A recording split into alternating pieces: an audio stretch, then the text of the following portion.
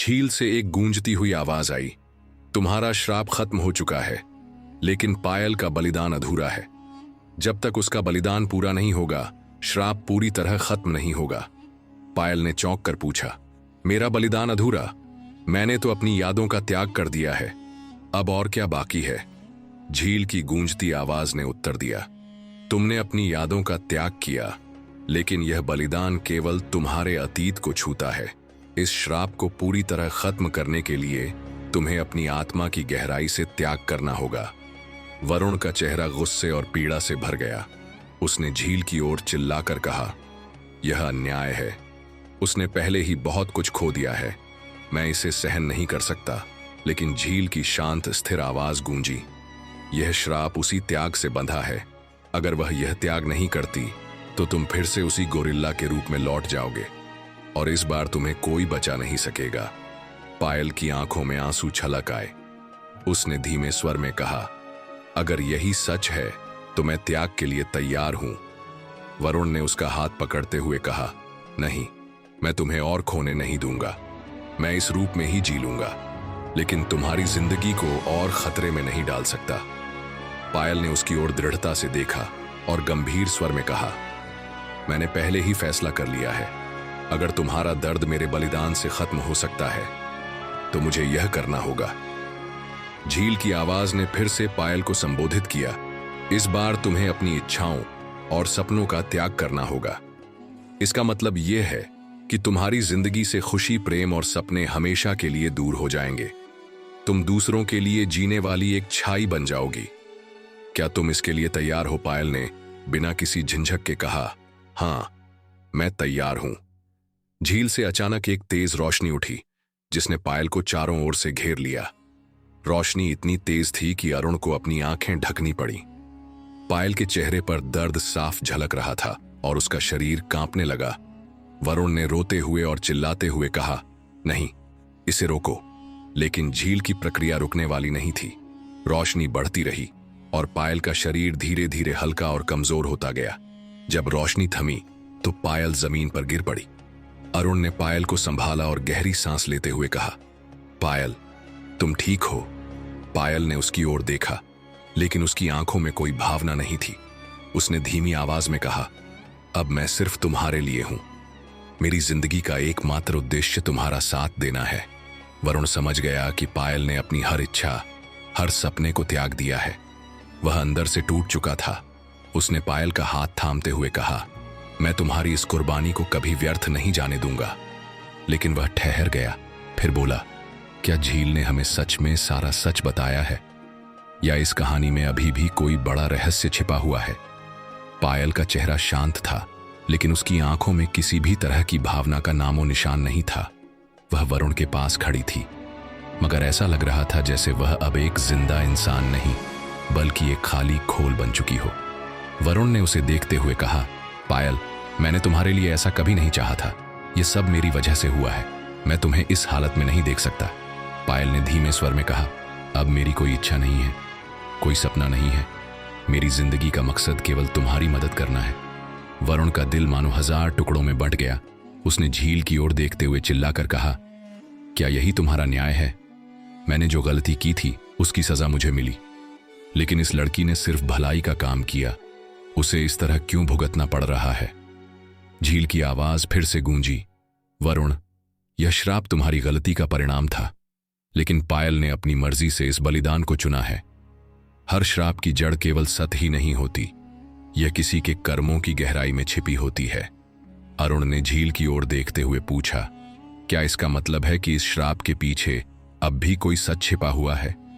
झील की आवाज गंभीर हो गई, अगर तुम इस श्राप की असली जड़ तक पहुंचना चाहते हो तो तुम्हें अपने अतीत की ओर लौटना होगा। अरुण ने सवाल किया, मेरे अतीत में ऐसा क्या है जिसे मैंने जानने से चूक गया? झील ने गंभीर स्वर में उत्तर दिया, तुम्हारा श्राप केवल जादूगरनी की नाराजगी का परिणाम नहीं था। इसके पीछे एक और गहरा रहस्य। जादूगरनी ने तुम्हें गोरिल्ला इसलिए बनाया क्योंकि उसने तुम्हारे परिवार से एक पुराना हिसाब चुकता करने का फैसला किया था। अरुण चौंक गया और हैरान होकर बोला, पुराना हिसाब? यह कैसे संभव है? झील ने उत्तर दिया, तुम्हारे पूर्वजों ने कई साल पहले जादूगरनी के गांव पर हमला किया था। उन्होंने उसके लोगों को नुकसान पहुंचाया और उसके परिवार को नष्ट कर दिया। जादूगरनी ने उस दिन शपथ ली थी कि वह तुम्हारे परिवार को इसका परिणाम भुगतने पर मजबूर करेगी। तुम्हारे पिता ने उसे रोकने की कोशिश की थी, लेकिन यह श्राप तुम्हारे हिस्से में आया। अरुण को यह सुनकर गहरा झटका लगा। अब उसे समझ में आया कि यह सिर्फ उसकी गलती नहीं थी, बल्कि उसके परिवार के कर्मों का भी परिणाम था। उसने झील से पूछा, अगर यह सच है तो मैं इस श्राप को पूरी तरह से खत्म कैसे कर सकता हूं? झील ने उत्तर दिया, तुम्हें जादूगरनी को ढूंढना होगा और उससे माफी मांगनी होगी, लेकिन यह आसान नहीं होगा। वह अब भी इस जंगल में कहीं छिपी हुई है और उसकी तलाश करना मौत को बुलाने जैसा हो सकता है। पायल, जो अब अपनी इच्छाओं और सपनों से मुक्त थी, बोली, मैं तुम्हारे साथ चलूंगी। तुम्हें जादूगरनी तक पहुंचने के लिए मेरी मदद की जरूरत होगी। वरुण ने उसे रोकने की कोशिश की। नहीं पायल, यह बहुत खतरनाक है।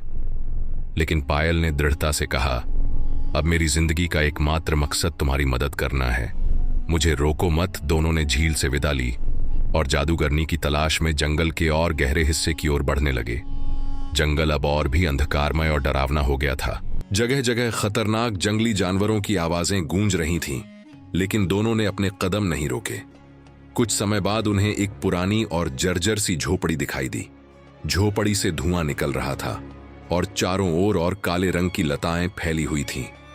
अरुण ने पायल की ओर देखा और कहा, यह शायद वही जगह है। दोनों झोपड़ी के पास पहुंचे और दरवाजे को खटखटाया। अंदर से एक कर्क आवाज आई, कौन है? क्या तुम नहीं जानते कि इस जगह पर आना मना है? वरुण ने दरवाजे के पास खड़े होकर कहा, मैं वरुण हूं। मैं तुम्हारे सामने माफी मांगने आया हूं। मेरे परिवार ने जो कुछ भी किया उसके लिए मैं शर्मिंदा हूं। कृपया मेरा श्राप खत्म कर दो। दरवाजा खुला और एक बूढ़ी औरत बाहर आई। उसके बाल सफेद और बिखरे हुए थे और उसकी आंखें गहरी और डरावनी थीं। उसने वरुण को देखा और कहा, तुम्हें माफी मांगने के लिए यहां आने की हिम्मत कैसे हुई? क्या तुम्हें लगता है कि सिर्फ माफी से सब कुछ ठीक हो जाएगा? वरुण ने दृढ़ता से कहा, जानता हूं कि माफी काफी नहीं है, लेकिन मैं अपनी गलती सुधारने के लिए कुछ भी करने को तैयार हूं। जादूगरनी ने पायल की ओर देखा और कहा, यह लड़की कौन है?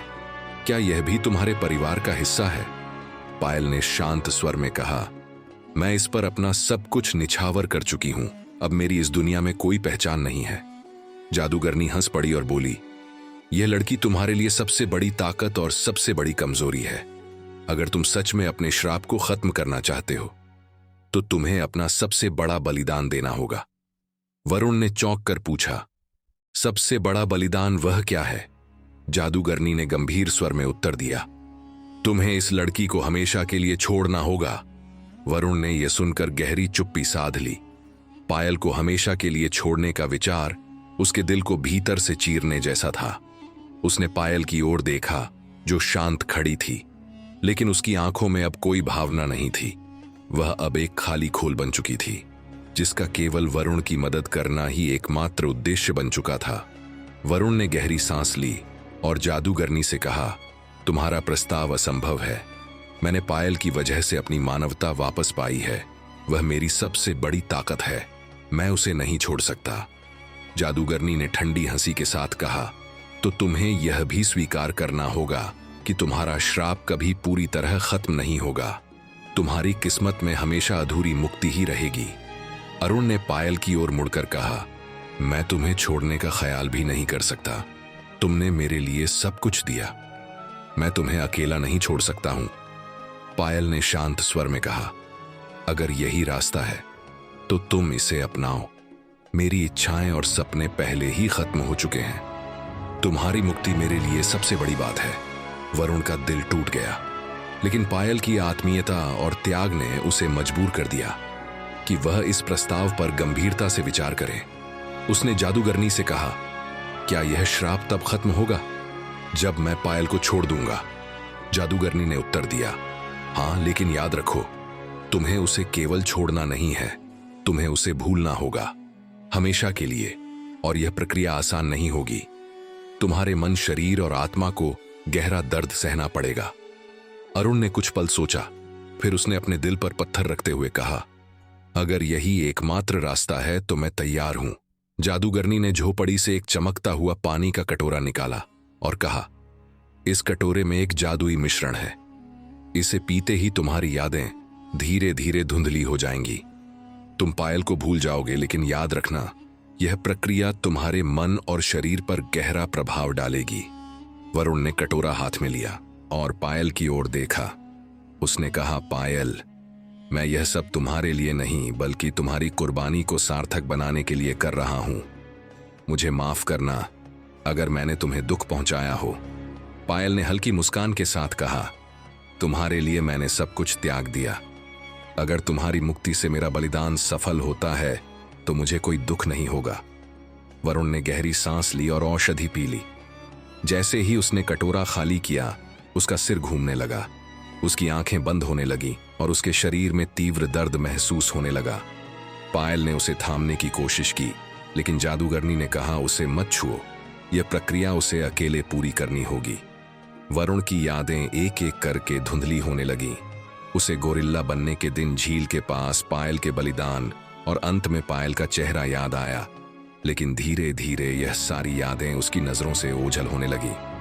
कुछ समय बाद अरुण ने अपनी आंखें खोली। वह पूरी तरह से अलग महसूस कर रहा था। उसे कोई दर्द नहीं था, लेकिन उसकी आंखों में एक गहरा खालीपन था।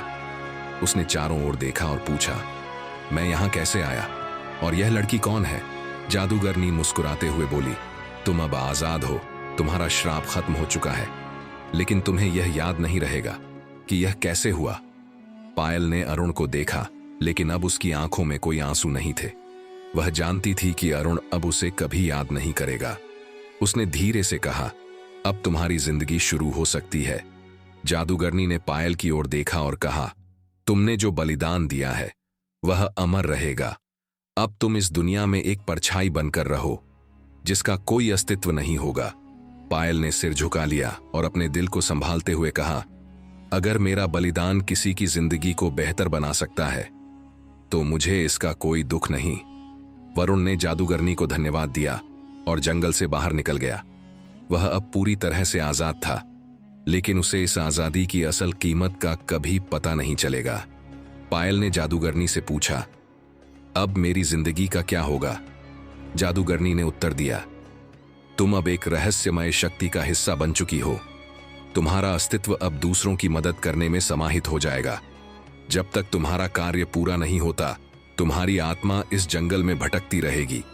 पायल ने शांत स्वर में कहा, अगर यही मेरी नियति है तो मैं इसे पूरी तरह से स्वीकार करती हूं।